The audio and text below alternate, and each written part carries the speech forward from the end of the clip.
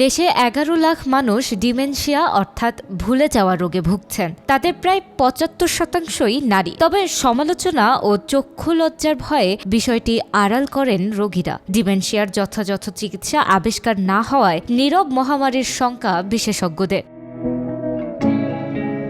সোমবার রাজধানীর আগারগাঁও বিনিয়োগ ভবনে আলঝেইমার সোসাইটি অব বাংলাদেশের উদ্যোগে ডিমেনশিয়া যত্ন ও নাগরিক মৌলিক অধিকার সংরক্ষণ শীর্ষক সেমিনারে এসব তথ্য জানানো হয়। সেমিনারে গবেষণা প্রবন্ধ উপস্থাপন করেন যুক্তরাষ্ট্রের জনস হপকিন্স বিশ্ববিদ্যালয়ের শিক্ষক ও বিশিষ্ট গণস্বাস্থ্য বিশেষজ্ঞ ড হালিদা খানম আখতার। তিনি বলেন, বাংলাদেশে ২০২০ সালে ১১ লাখ ডিমেনশিয়া রোগী পাওয়া গেছে। এসব রোগীদের মধ্যে পুরুষ ২৪.৫% আর নারী ডিমেনশিয়া রোগী রয়েছেন ৮,৩০,০০০, অর্থাৎ ৭৫.৫%। ২০২৫ সালে এই রোগীর সংখ্যা ১৩,০৭,০০০-এ পৌঁছাবে।